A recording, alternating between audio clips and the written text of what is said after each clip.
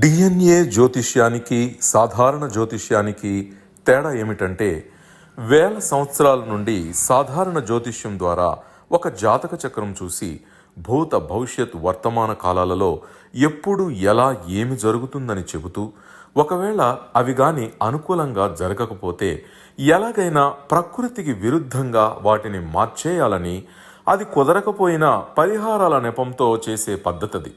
కానీ దానికి మారుగా డిఎన్ఏ జ్యోతిష్యం ద్వారా ఇవన్నీ ఎందుకు జరుగుతున్నాయని కనుగొని ఒక పని చేసే ముందే అది సరైనదా కాదా అని సరైన సమయంలో మనము తీసుకునే మంచి నిర్ణయం జీవితంలో అన్నింటిలో విజయాలు సాధించడానికి సలహాలు మార్గదర్శకాలు చెప్పే నిజమైన జ్యోతిష్య విధానం ఇది. ఏది మీకు అవసరమో మీరే నిర్ణయించుకోగలరు. ప్రపంచవ్యాప్తంగా ఉన్న డిఎన్ఏ ఆస్ట్రాలజీ ప్రియమైన ప్రేక్షక మహాశైలందరికీ నా హృదయపూర్వక నమస్కారములు. నేను తిరుపతి పట్టణంలోని రేణిగుంట నుండి మీ గుణబ్రహ్మ సరస్వతి. ఈ వీడియో ద్వారా డిఎన్ఏ ఆస్ట్రాలజీ ప్రకారంగా అష్టకర్మలలో చంద్రకర్మ రిజిస్ట్రీలో పుట్టినటువంటి 50 మందికి ప్రపంచంలో ఎన్ని కోట్ల మంది ఉన్నా వారందరికీ ఏర్పడుతున్నటువంటి సమస్యలకు ఏమైనా డిఎన్ఏ ఆస్ట్రాలజీ ప్రకారంగా మనము తెలియజేసే రెమెడీస్ ఏమైనా ఉన్నాయా? అయితే మనం మొట్టమొదటి నుంచి చెప్తూనే ఉన్నాము, డిఎన్ఏ ఆస్ట్రాలజీ ప్రకారంగానైతే ఆధ్యాత్మికమైనటువంటి గుడులు గోపురాలకు సంబంధమైనటువంటి ఆచార వ్యవహారాల ద్వారా మనం పరిహారాలని చెప్పటం లేదు. అయితే మన ప్రయత్నం మీద ఆధారపడి ఎవరైనా కానీ ఈ అష్టకర్మల్లో పుట్టినటువంటి వారు ఉంటే వారు ఏ విధంగా వారి యొక్క మనస్సుని మార్చుకోవడం వలన ఆ కర్మ దోషముల నుంచి, శాపముల నుండి పాజిటివ్ని పొందడానికి అవకాశం ఉంటుంది అన్న అంశాల్ని మనం తెలియజేస్తూనే వస్తున్నాం. ఆ క్రమంలో ఈరోజు కూడాను చంద్రకర్మ రిజిస్ట్రీలో పుట్టినటువంటి వారి గురించి, వారు ఎవరై ఉంటారు, వారు ఎలా గుర్తించాలి అంటే, ఇప్పుడు జనరల్గా అందరూ కూడాను 27 నక్షత్రాల్లోనే పుట్టాల్సిందే, దీంట్లో ఎలాంటి తేడా ఉండదు. కానీ నేను చెప్పబోయే ఈ 4 నక్షత్రాలలో అమ్మాయిలు కావచ్చు లేదా అబ్బాయిలు కావచ్చు, వారి రాశి పడిన నక్షత్రంగా కానీ, లగ్న పాయింట్ పడిన నక్షత్రంగా కానీ, లగ్నాధిపతి పడిన నక్షత్రంగా కానీ గురువు గారి నుండి డిఎన్ఏ ఆస్ట్రాలజీ ప్రకారంగా మీ జాతక పరిశీలన చేయించుకుని సలహాలు మార్గదర్శకాలను పొందాలంటే మా త్రిశక్తి డిఎన్ఏ ఆస్ట్రాలజీ యూట్యూబ్ ఛానల్లో మరిన్ని వీడియోలు చూసి ఒక అవగాహనకు వచ్చాక మీకు ఉపయోగపడుతుందనిపిస్తేనే ఫోన్ ద్వారా కానీ లేదా డైరెక్ట్గా కానీ అపాయింట్మెంట్ కొరకు సంప్రదించగలరు. వారు పుట్టే సమయంలో వారి జాతక చక్రం కానీ ఏర్పడి ఉంటే వారిని చంద్రకర్మ రిజిస్ట్రీ అనేది పూర్వజన్మ నుండి ఇప్పటి వరకు కూడాను వెంటాడుతూ ఉందని అర్థం. అవి ఏమిటంటే భరణి, మక, జ్యేష్ఠ మరియు ఉత్తరాభద్ర నక్షత్రాలు. ఈ 4 నక్షత్రాల కలయికతో ఒక కుటుంబంలో మళ్ళీ పుడుతూ ఉన్న, ఆల్రెడీ ఆ కుటుంబ పరంపరలో పుట్టి ఉన్న, అప్పుడు వారిని చంద్రవంశంగా మనము గుర్తిస్తాం. అంటే బాగా గమనించండి, చాలా మందికి తెలియనటువంటి ఒక రహస్యమైన విషయం ఏమిటంటే, వారి రాశి పడిన నక్షత్రాన్ని గురించి మాత్రమే పరిగణలోకి తీసుకుంటారు. ఇక్కడ నేను చెప్పే అంశాన్ని మాటకు మాట గమనించాలి. ఒక రాశి పడిన నక్షత్రం మాత్రమే మనం జాతక పరిశీలన ఉపయోగపడదు. లగ్న పాయింట్ పడిన నక్షత్రము, లగ్నము ఏ యొక్క పాయింట్ నందు ప్రారంభమైంది అన్న విషయం అనేది మన యొక్క వ్యక్తిగతాన్ని గురించి తెలియజేస్తుంది. అక్కడి నుంచి మాత్రమే మనం లెక్కలు కట్టి మనకు అనుబంధంగా ఏర్పడే తల్లి గురించి కానీ, తండ్రి గురించి కానీ, మన జీవితంలోకి ప్రవేశించే భాగస్వామి గురించి కానీ, మన యొక్క థిక్ ఫ్రెండ్ గురించి కానీ, లేదా హాయ్ బై ఫ్రెండ్స్ గురించి కానీ, ఇతర విషయాలన్నీ కూడాను ఆ లగ్న పాయింట్ నుండి మాత్రమే కనెక్ట్ అవుతాయి. ఆ లగ్న పాయింటే కరెక్ట్గా మీకు తెలియనప్పుడు, మీ జాతక చక్రాన్ని ఏర్పాటు చేసేటప్పుడు మగ జాతకంగా ఏర్పడిందా లేదా అమ్మాయి జాతకంగా ఏర్పడిందా నిర్ధారణ చేసుకున్న తర్వాతే ముందుకెళ్ళాలి. అప్పుడు లగ్నములో నుండి మిగిలినటువంటి ఈ 12 భావాలను కూడా మనము లెక్కలోకి తీసుకుంటాం. ఆ రీతిలో ఇక్కడ నేను చెప్తున్నది ఏమిటంటే, మెయిన్గా నక్షత్రాన్ని వెరీ స్ట్రాంగ్ కర్మగా మనం పరిగణిస్తాం. అవేమిటంటే భరణి, మక, జ్యేష్ఠ, ఉత్తరాభద్ర నక్షత్రాలు అని చెప్పాను. అదేవిధంగా లగ్నములోనే రాహు కానీ, లగ్నములోనే శుక్రుడు కానీ ఉండడము, లేదా లగ్నాధిపతి వెళ్ళి శుక్రునితో కానీ రాహుతో కానీ కలిసి ఉండడము, కన్యారాశి, కన్యా లగ్నము, తులారాశి, తులా లగ్నంగా ఉండడము, లేక 1, 6, 7 కాంబినేషన్గా ఉన్నట్లయితే వారిని కూడాను చంద్రకర్మ ఉన్నటువంటి వారుగా నిర్ధారణ చేస్తాం. సరే, అంతవరకు బాగుంది. అయితే వీరి యొక్క ముఖ్యమైనటువంటి గుణాధీశములు ఎలా ఉంటాయి అనేది మనకు తెలియాలి. ఇది జనరల్ టాపిక్. చంద్రుడు అంటే మీకు తెలుసు, చంద్రో మానసో జాతః అంటారు.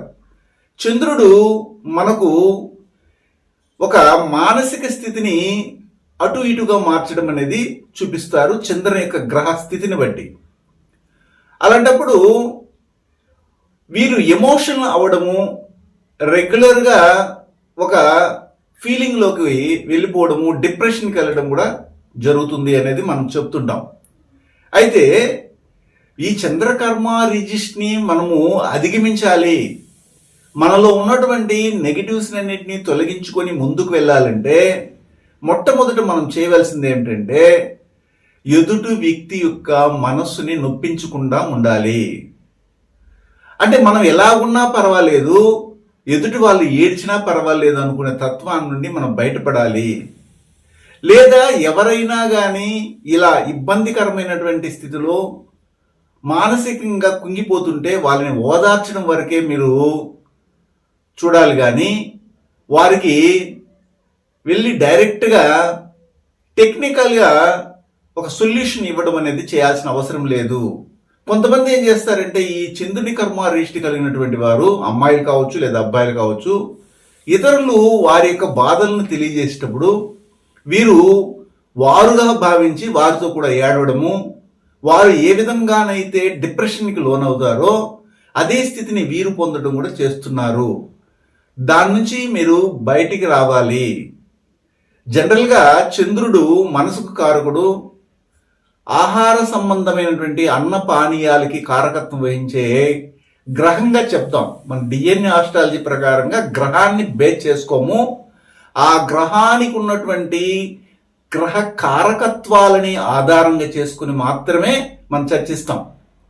కాబట్టి చంద్రుని కర్మ రిజిస్ట్రీ అన్నప్పుడు చంద్రుని యొక్క గ్రహ కారకత్వాల మీదే మన ఫోకస్ ఎక్కువగా ఉంటుంది. ఇది మనం గమనించాలి. అంతేగాని జాతకం తెరిచిన వెంటనే చంద్రుడు ఎక్కడున్నారో ఆ భావాన్ని బట్టి మీరు ఫలితాలని చెప్పకూడదు, తెలుసుకోకూడదు. చంద్రుని కర్మ రిజిస్ట్రీని తెలియజేసేవి భరణి, మక, జ్యేష్ఠ, ఉత్తరాభద్ర నక్షత్రాలు. ఇది మాత్రం మనం తెలుసుకోవాలి. శుక్రుడు ఎక్కడున్నా ఒకరి జాతకములో, లేదా రాహు ఎక్కడున్నా ఒకరి జాతకములో ఆ భావానికి చంద్రుని యొక్క కర్మ రిజిస్ట్రీని రేడియేట్ చేస్తారు అనేది మన డిఎన్ఏ ఆస్ట్రాలజీ ప్రకారంగా చెప్తున్నటువంటి అంశాలు. అలాంటప్పుడు అన్నపానీయాలని దానంగా ఇవ్వడము, ఎవరైనా మన ఇంటికి గెస్ట్గా వచ్చినా లేదా మనకు ఎదురుపడినా వారికి కూడా మనం తింటున్నటువంటి వాటిలో సగభాగము లేదా కొద్దిగా మీకు పోగా మిగిలింది ఇవ్వడము, ఇవి చేయాలి. దాంతోపాటు కొంతమంది ఏం చేస్తారంటే, ఈ చంద్రుని కర్మ రిజిస్ట్రీ ఉన్నటువంటి వారు వారి ఇంటికి గెస్ట్గా వచ్చిన వారి ముందరే, ఈరోజు మా ఇంట్లో అది లేదు, ఇది లేదు, వీరు వచ్చారు, కాఫీ పొడి లేదు, చక్కెర లేదు, పాలు లేదు అన్నట్టుగా వాళ్ళ ముందరే చెప్పడం వల్ల వాళ్ళు కొద్దిగా ఫీల్ అవ్వడం జరుగుతుంది. అలాగా అన్న పానీయాల విషయంలో ఒకరికి ఎక్కువగాను ఒకరికి తక్కువగాను కుంచితమైనటువంటి బుద్ధితో ప్రవర్తించడం కూడాను చంద్రుని యొక్క కర్మారిష్ని పెంచడం అనేది జరుగుతుంది. ఆ దోషం అనేది ఆటోమేటిక్ గా పెరగడం జరుగుతుంది. ఎప్పుడైతే చంద్రుని కర్మారిష్ని పెరుగుతుందో ఆ కుటుంబంలో ఆ తర్వాత వచ్చే తరంలో సైనస్ సంబంధమైనటువంటి వ్యాధులు, bronchitis problem, indigestion problem, PCOD problems, అలాగే ముఖ్యంగా తలకు సంబంధమైన సమస్యలతో పాటు నీటి గండాలు, నీటిలో పడి చనిపోవడాలు, మెంటలీ డిజార్డ్స్ తో ఉన్నటువంటి వ్యక్తులు తయారవడం అనేది జరుగుతుంది. సర్వసాధారణంగా ఈ చంద్రుని కర్మ రిజిస్ట్రీ కలిగినటువంటి కుటుంబ పరంపరలో చూడండి, వాళ్ళకి తెలియకుండానే ఫుడ్ రిలేటెడ్ బిజినెస్ లోకి అడుగులు పెడతారు. అంటే అర్థం ఏమిటి? ప్రొవిజన్ షాప్ పెట్టడం కానీ, పాలు అమ్మడము, పెరుగు అమ్మడము, తర్వాత వచ్చే హోటల్ పెట్టడము, క్యాటరింగ్, క్యాంటీను, అలాగే ఫ్లెష్ అమ్మడము, తర్వాత వచ్చి ముఖ్యంగా ఈ యొక్క ఫిష్ కానీ, ప్రాన్స్ ఇలాంటివి అమ్మడము, రైస్ మిల్ పెట్టడం కానీ, అలాగే ఉద్యోగాల్లో అయితే మెరైన్ ఇంజనీరింగ్ కానీ, ఫుడ్ కార్పొరేషన్ లో పనిచేయడం కానీ, అదేవిధంగా ఈ యొక్క హోటల్ మేనేజ్మెంట్ చేయడము, తర్వాత వచ్చి హైడ్రాలిక్ ఇంజనీరింగ్, అగ్రికల్చర్ ఇంజనీరింగ్, వ్యవసాయము, ఇవన్నీ కూడా వాళ్ళ కుటుంబ పరంపరలో కనెక్ట్ అయిపోయి ఉంటుంది. అదే కుటుంబంలో ఇతర దేశాలకి వెళ్ళినటువంటి వాళ్ళు ఉంటారు. అదే కుటుంబంలో సాఫ్ట్వేర్లుగా ఉన్నటువంటి వాళ్ళు ఉంటారు. ఇలాగా మనసు నిలకడగా లేకుండా సమాజం నుండి వెలివేయబడినటువంటి వారు ఉంటారు. కాబట్టి సమాజానికి తగ్గట్టుగా వీరు నడుచుకోగలిగితే ఈ చంద్రకర్మారీష్ నుంచి వీరు బయటికి రావడానికి అవకాశం ఉంటుంది. జనరల్ గా దీనికంటే అతి పెద్ద రహస్యాన్ని మీకు ఒకటి చెప్తాను ఇక్కడ. అదేంటంటే చంద్రుడు అంటే పాలు అని కూడా మనం చెప్పడం జరుగుతుంది. ఇప్పుడు కొంతమందికి శిశువుగా జననాన్ని ఇచ్చిన తర్వాత తల్లికి పాలు అధికంగా ఉత్పత్తి అవ్వడం ఉంటుంది. కొంతమందికి పాలే ఉండదు. అలాంటి సందర్భంలో ఈ అధికంగా ఉత్పత్తి అవుతున్నటువంటి తల్లి అంటే ఏమిటి, గర్భం దాల్చి గర్భం నుండి శిశువు పుట్టిన తర్వాత ఆమె యొక్క చనువు నుండి ఏర్పడే అధికమైనటువంటి ఆ యొక్క పాల ఉత్పత్తిని ఇతరుల బిడ్డలకి, అంటే తమతో పుట్టినటువంటి వారి బిడ్డలకి, అంటే పక్కన బెడ్లోనే పుట్టుంటారు కానీ ఆ బిడ్డకి, ఆ తల్లికి పాలు ఉత్పత్తి కాదు. అప్పుడు ఆ బిడ్డకి కావలసినటువంటి ఆహారానికి సంబంధించినటువంటి పాలని దానంగా ఇవ్వడం కూడాను అతి పెద్ద చంద్రకర్మ రిజిస్టర్ నుంచి బయటపడడానికి అవకాశంగా ఉంటుంది. అంతేగాని జనరల్ గా ఏం చేస్తారంటే చంద్రకర్మ రిజిస్టర్ ఎక్సీడ్ అంటే ఏమిటి, ఎక్స్ట్రా ఆర్డినరీగా ఉండడం. అంటే రెండు ఎక్స్ట్రీమ్స్ లో మనం చూసినట్లయితే కొంతమంది చంద్రకర్మ ఉన్నటువంటి వాళ్ళు ఇతరులకి పాయిజన్ ఫుడ్ పెట్టడానికి కూడాను వెనకంజ వేయరు. కొంతమంది వీరికి అన్నం లేకపోయినా పర్వాలేదు, ఇతరులకు పెట్టేసి మనం పస్తులు ఉంటాం అనుకుంటారు. ఈ రెండు ఎక్స్ట్రీమ్స్ వీళ్ళలో ఉంటాయి. అంటే అర్థం ఏంటి, అది ఉండకూడదు, ఇది ఉండకూడదు. అంటే ఏమిటి, తనకు మాలిన ధర్మం పనికి మాలినది అంటారు కదా. అంటే తనకు ఉంచుకొని మిగతా వచ్చినటువంటి వాటిని ఇవ్వడం అనేది సాంప్రదాయం, పద్ధతి కూడా. అలాగని వీళ్ళు కడుపు మార్చుకొని వీళ్ళు బాధల్లో ఉండి వీరికి ఎవరైనా వచ్చి అడిగినప్పుడు వారికి ఇచ్చేయడము, లేకపోతే ఇతరుల దగ్గర నుండి కూడాను అరువు తీసుకుని వీళ్ళకి ఇవ్వడము, ఇలాంటివన్నీ చేయడం వల్ల తర్వాత కాలంలో ఏడ్చడం అనేది ఉంటుంది. ఈ చంద్రకర్మ రిజిస్ట్రీ ఎక్స్ట్రీమ్ గా నేను చూసినటువంటి అనేకమైన జాతకాలను పరిశీలించినప్పుడు గమనించినటువంటి అంశం ఏమిటంటే అందరి దగ్గర కూడాను చీవాట్లు పడడము, నిందించబడము, ఆ తర్వాత వాళ్ళని తిరిగి వెంటనే ఏం అనకుండా పోయి రూమ్ లోకి వెళ్ళి ఏడవడము, అంటే వాళ్ళ లోపలే కుంగిపోవడం జరుగుతూ ఉంది.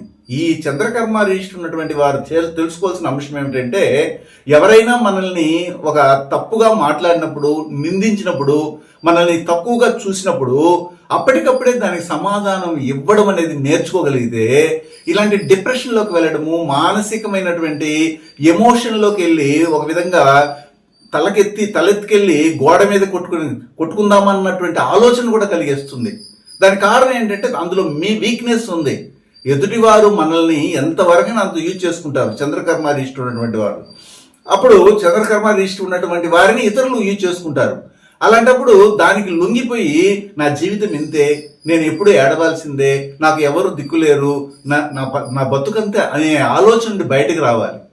అప్పుడు మాత్రమే ఈ యొక్క కలియుగంలో ఇప్పుడున్న జనరేషన్ లో ఈ చంద్రకర్మ రిజిస్టర్ ఉన్నటువంటి వాళ్ళు హ్యాపీగా బతకగలరు. వీరికి ఆహ్లాదకరమైనటువంటి, సంతోషకరమైనటువంటి వాతావరణం ఉండాలని కోరుకుంటారు. అందుకని కొంతమంది చూడండి, ఈ చంద్రకర్మ రిజిస్ట్రీ ఉన్నటువంటి వారు మోస్ట్లీ ఇతర దేశాల్లోకి వెళ్ళిపోతుంటారు. ఇతర దేశాల్లో నివాసాన్ని ఏర్పాటు చేసుకుంటుంటారు. ఎవరెవరు? భరణి, మక, జ్యేష్ఠ, ఉత్తరాభద్ర నక్షత్రాలు ఉన్నటువంటి వాళ్ళు. కుటుంబ సభ్యులతో కూడా కలిసిమెలిసి మెలగలేరు. అన్నం సమయంలోనే తల్లితో గాని తండ్రితో గాని కుటుంబ సభ్యులతో గొడవలు పడతారు. ఇవన్నీ నెగిటివ్స్ అనమాట. వాటిన్నింటినీ మనం ఎక్సీడ్ చేసినప్పుడు, బయటికి వచ్చినప్పుడు ఈ చంద్రకర్మ రిషి మనల్ని ఏమి చేయదు. అయితే చంద్రకర్మ రిషిలో పుట్టినటువంటి భరణి, మక, జ్యేష్ఠ, ఉత్తరాభద్ర నక్షత్రాలలో వారు ముఖ్యంగా గమనించవలసింది, వివాహ వయసు వచ్చే సమయంలో వారి తల్లిదండ్రులు ఒకవేళ వీరిని ఇతర దేశాలకు పంపించాలనుకుంటే, విదేశాలకి పంపించాలనుకుంటే, అప్పుడు వారి రాశి పడి నక్షత్రం, లగ్న పాయింట్ పడి నక్షత్రం, లగ్నాధిపతి పడి నక్షత్రం కానీ, లేదా లగ్నం నుంచి 7వ భావాధిపతి తీసుకున్న నక్షత్రాలు చంద్రకర్మ రిషిలో లేకుండా ఉంటే ఇతర దేశాలకి పంపడానికి మీరు సుముఖంగా ఉండాలి. కానీ లేదా ఇతర దేశాలకి మంచి అవకాశం వచ్చిందని పంపించేస్తే అక్కడి తిరిగి వీళ్ళు రారు, వారికి వీరు వివాహం చేయలేరు. అంటే బిడ్డలకి వివాహం చేయలేని పరిస్థితిలో తల్లిదండ్రులు బాధపడుతున్నారు. ఇవన్నీ కూడాను డిఎన్ఏ ఆస్ట్రాలజీలో మనము డీకోడ్ చేస్తున్నటువంటి అనేకమైన రహస్య విషయాలు. అన్నీ అయిపోయిన తర్వాత, అవునండి మీరు చెప్పింది కరెక్ట్ అండి, మా అమ్మాయికి ఇలాగే ఉందండి, మేము పంపించామండి, ఇప్పుడు వివాహం చేసుకొని అంటుందండి, మా అబ్బాయి కూడా అలాగే అంటున్నాడండి అంటే దానికి ఎవరు ఏం చేయలేము. అయితే మన డిఎన్ఏ ఆస్ట్రాలజీ ప్రకారంగా మనం ఆస్ట్రాలజీ కన్సల్టెన్సీ ఎలా ఇస్తామంటే, ఏదేని ఒక విషయాన్ని మన జీవితంలో జరిగే ప్రత్యేకమైనటువంటి ఎవిడెన్స్, సంఘటనలకు నిర్ణయాలు తీసుకునే సమయంలో ముందుగానే కానీ prevention is better than cure అంటే కానీ వస్తే మనం చెప్పగలం. కానీ అన్నీ అయిపోయి జీవితం అంతా నాశనం చేసుకొని మీ చేతిలో ఏమీ లేని సమయంలో, మీ వల్ల కాదు అన్న సమయంలో తిరిగి వచ్చి దీన్ని మార్చేయాలని కానీ డిఎన్ఏ ఆస్ట్రాలజర్ దగ్గరికి వస్తే ఉపయోగం లేదు. అలాంటి వారు దయచేసి మా దగ్గరికి రాకండి అనే చెబుతుంటాం. ఎవరు రావాలి అనేదంటే, ముందుగా ఏ విషయాన్నైనా నిర్ణయం తీసుకోవాలనుకుంటే, మీకున్నటువంటి ఆప్షన్లో కన్ఫ్యూజన్గా ఉంటే, ఏ ఆప్షన్లో మేము డిగ్రీలో కోర్స్ తీసుకోవాలి, లేదా ఇంటర్మీడియట్లో కోర్స్ తీసుకోవాలి, ఎలాంటి వారితో వివాహం వెళ్ళాలి, ఇతర దేశాలకు వెళ్తే మేము బాగుపడతామా బాగుపడమా, వెళ్తే మంచిదా, అక్కడ మాకు పర్మనెంట్ వీసా వస్తుందా, లేకపోతే అక్కడికి వెళ్ళిన తర్వాత మేము బాగా సంపాదించగలమా, ఇలాంటి అంశాలని మన జాతకంలో ఉంటుంది. అది సరైన సమయంలో మనం తీసుకునే నిర్ణయాన్ని బట్టి మన యొక్క భవిష్యత్తు అనేది ఉంటుంది. కానీ మొత్తం కంప్లీట్గా మీ ఇష్టం వచ్చినట్టుగా లేదా ఇతరులు చెప్పినట్టుగా విని ఆ దశలో, ఈ భుక్తిలో, ఈ అంతరంలో, ఈ సూక్ష్మంలో, ఈ ప్రాప్తంలో బాగుంటుంది మీరు వెళ్ళండి అని చెప్పి వెళ్ళిన తర్వాత మీ జాతకంలో ఆ పర్మిషనే ఉండదు. కానీ అన్ని విధాలుగా పోగొట్టుకుని తిరిగి మనం మళ్ళీ మొదటికి రావాల్సినటువంటి అవసరాన్ని పొందవలసిన పరిస్థితి ఉంటుంది. అదేదో మనం ముందుగానే మన జాతకంలో ఏమి ఇవ్వబడింది, మనం ఏం చేయడము అనేది ఉంటుంది, మనకు ఎంతవరకు బౌండరీ ఉంది, ఆ బౌండరీని మనము ఎక్సీడ్ చేయకుండా, బయటికి వెళ్లకుండా ఆ బౌండరీలోనే మనం అన్నిటినీ కానీ చూసుకోగలిగితే మంచి జీవితం అనేది ఏర్పడుతుంది. శుభం.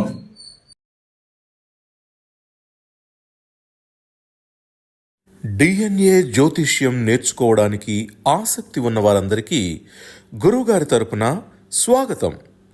దైవజ్ఞ శ్రీ గుణబ్రహ్మ సరస్వతి గారి నుండి ఆన్లైన్ ఆడియో క్లాసుల ద్వారా అద్భుతమైన ఈ వంశపారంపర్య జ్యోతిష్యంను బేసిక్స్ నుండి అడ్వాన్స్ వరకు నేర్చుకోవాలంటే మీరు ఒక్కసారిగా ఫీజు చెల్లించేస్తే మిమ్మల్ని డిఎన్ఏ వాట్సాప్ గ్రూప్లో యాడ్ చేసినప్పటి నుండి మీ జీవితకాలం డిఎన్ఏ జ్యోతిష్యానికి సంబంధించిన క్రొత్త అప్డేట్స్ని ఆ వాట్సాప్ గ్రూప్లో నిరంతరం పొందవచ్చు. ఫీజు చెల్లించిన వెంటనే జరిగిపోయిన పాఠాలు మీ ఈమెయిల్ ఐడి ఇస్తే గూగుల్ డ్రైవ్కి మొదటే గురువుగారు పంపిస్తారు. అందులో మీకేదైనా డౌట్స్ వస్తే జూమ్ క్లాస్లో గురువుగారే స్వయంగా క్లియర్ చేస్తారు. పీడిఎఫ్ కానీ ప్రింటింగ్ మెటీరియల్ కానీ ఇవ్వబడదని గమనించగలరు.